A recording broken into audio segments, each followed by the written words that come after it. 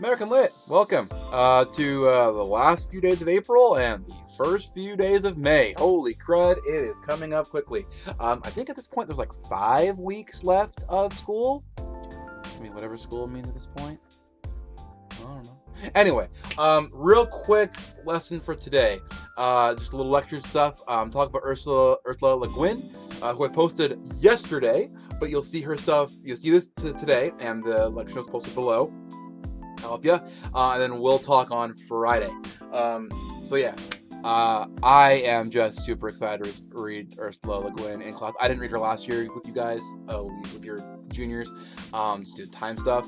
But the not getting to talk about Slaughterhouse-5 has caused me to replace with other things. And this is just super excited. I love it.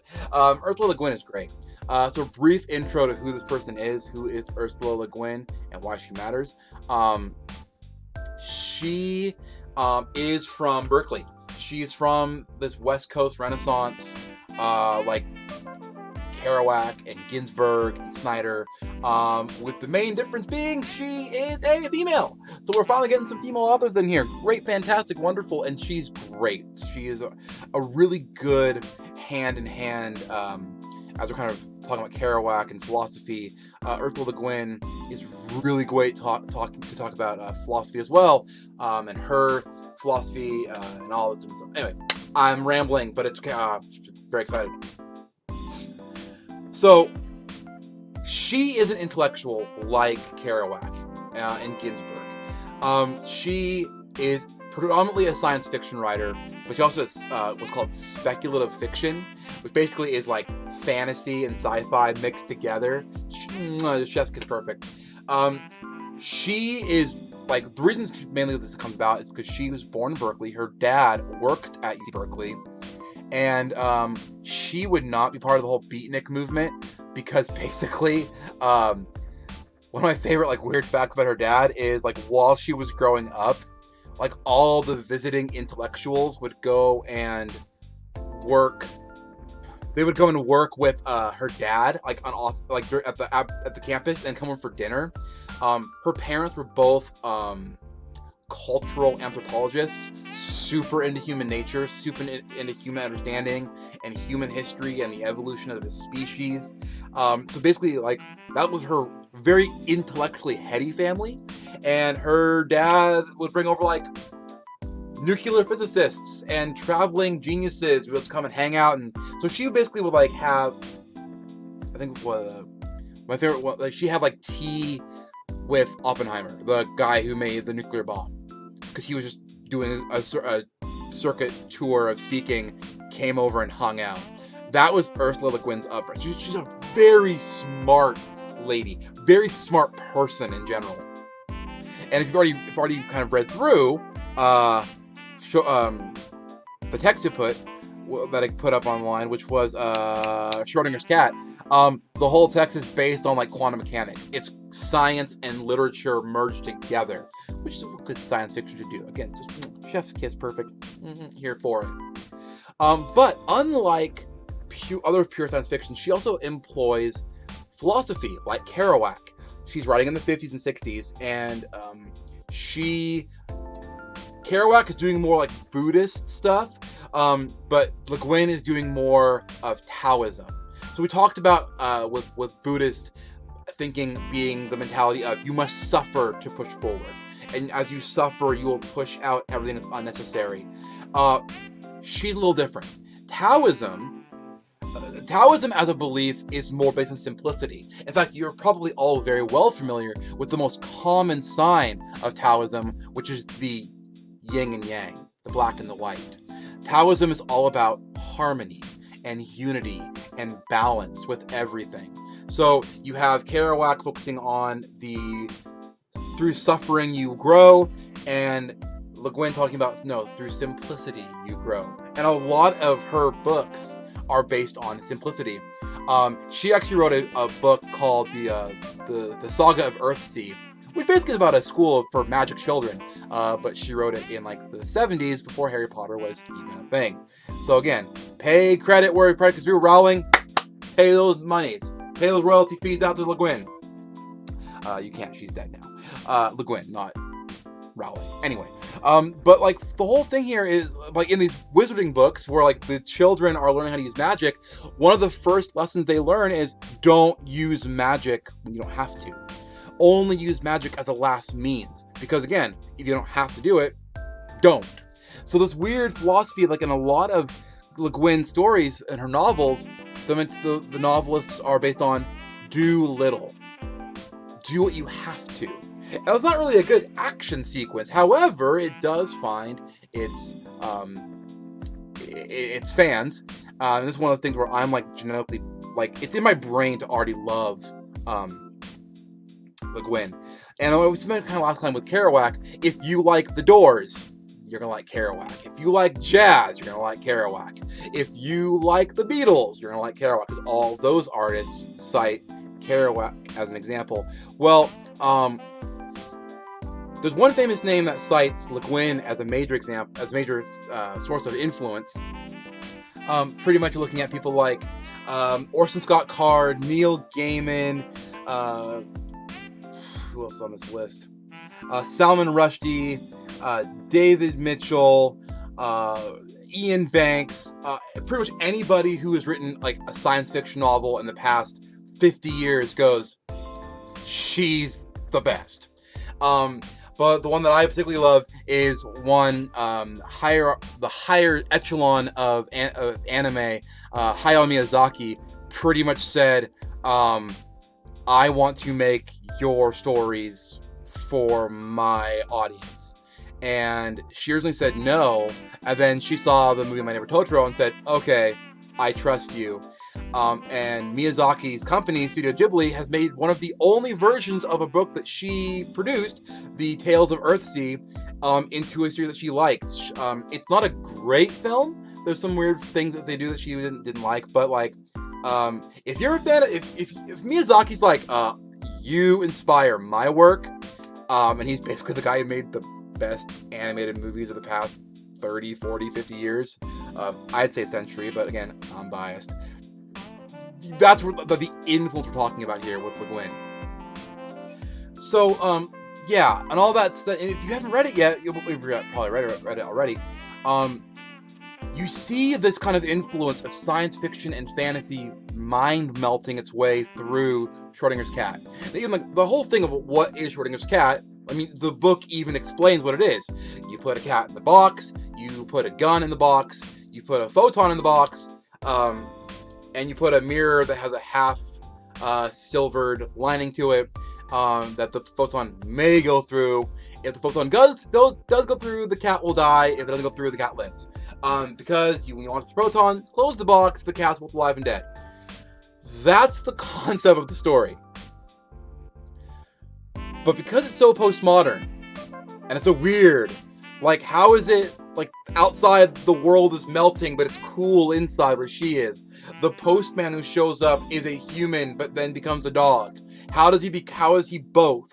And what Le Guin is doing here is playing with the idea of Schrodinger's cat. How can a cat be both alive and dead at the same time? Well, because of quantum mechanics, all options are on the table, including the option the book gives: the cat disappears. That is an option in quantum mechanics, in the infinite universe mindset where all options are on the table. If you are going to believe in quantum mechanics and you're going to believe in that all options are possible and two things can exist in the same time space at the same time, then yeah, the world can be melting, but it's cool here. The mailman is a dog, and the dog can talk, and the dog has a pretty good concept of quantum mechanics. Why? Because infinite timelines. Schrodinger's cat. The mailman is both a human and a dog at the same time. Why? Why not? The story ends with the roof being lifted off. Why? Because to exposing their world to a bigger world where giants are performing the same experience on the narrator and Rover. Why? Because in infinite timelines, that's happening.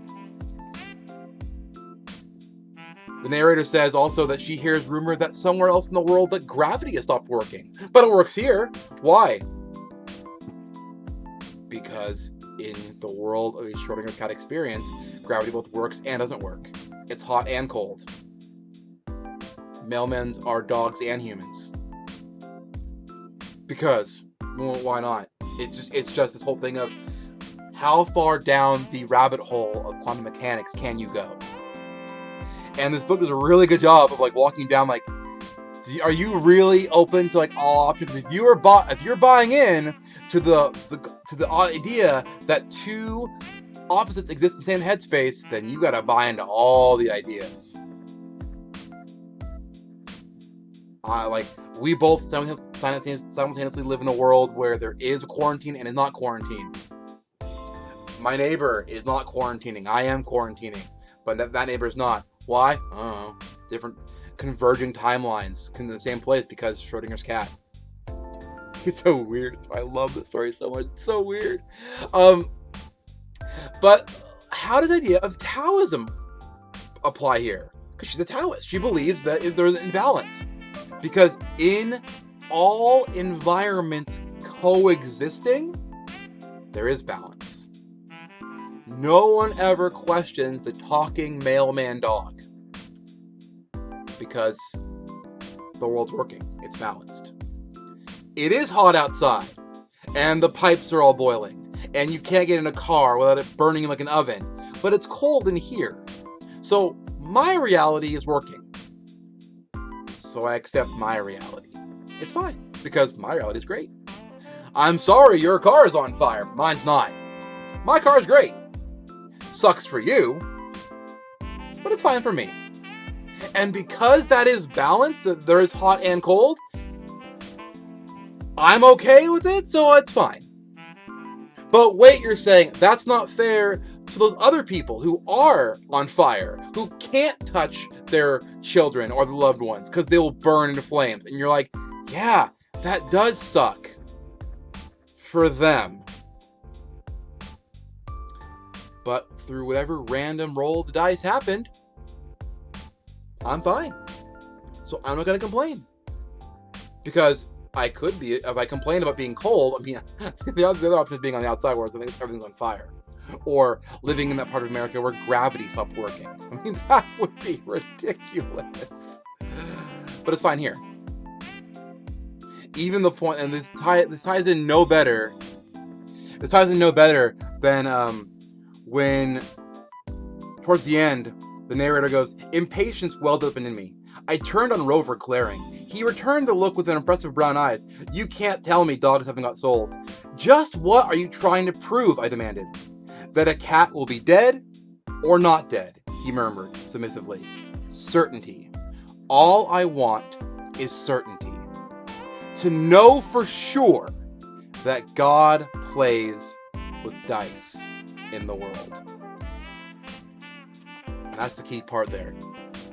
In a world of madness, all I want is certainty. I want to be sure of something. In a world of extremes, where this person over here is on fire, this person is freezing, that person is a dog journalist, and I'm a normal human who has a cat who apparently defies gravity itself. I don't know.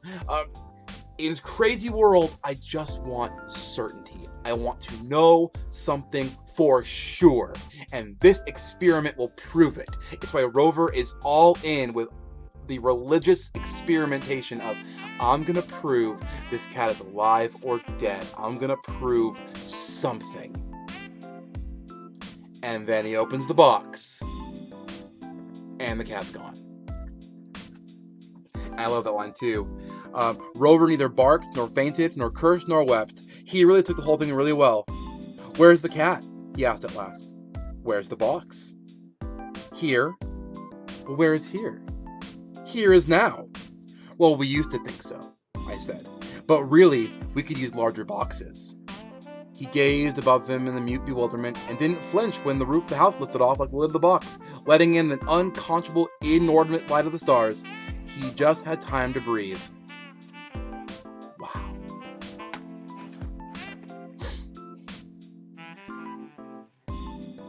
All he wants is certainty, and he doesn't get it. And the narrator's like, well, of course you don't get it. Nothing is certain. There is no certainty in the world. Whenever you have certainty, someone's going to come along and take it. So here we see even Le Guin arguing with herself about Taoism. And that, like, she herself is like, I want balance. Is that so hard? I just want balance. But there's always going to be something to offset the balance. And sometimes it's the world's on fire. Sometimes that is, sometimes that's a plague that is affecting people left and right. That has asymptomatic ideologies that won't show itself. Sometimes it is your car blows up. All I want is certainty, and all I'm gonna get is uncertainty.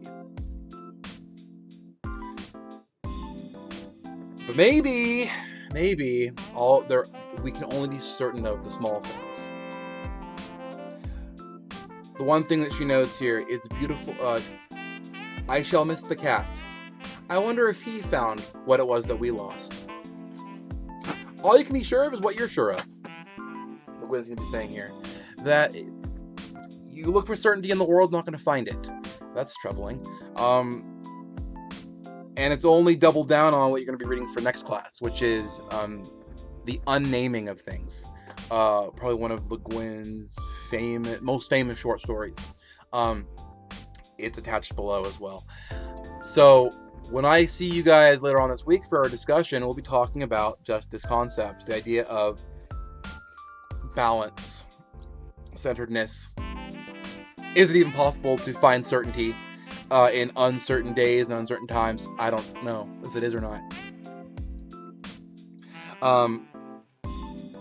Le Guin seems to have a firm camp on whether things are sure. Which makes it here like, the idea of a bigger box. We'll talk about that more later this week. So again, feel free again to email me with any questions you have, questions that you may have about this text. Post that here, or post them somewhere else, and email me later on, or we'll talk on Friday or Thursday, whenever you have my class. But I love this kind of postmodern stuff where it's like you read through this, and even I'm like, what is happening here? The mailman's a dog. When did that happen? Why is this happening? Certainty. All I want is certainty. But sometimes we don't get certainty.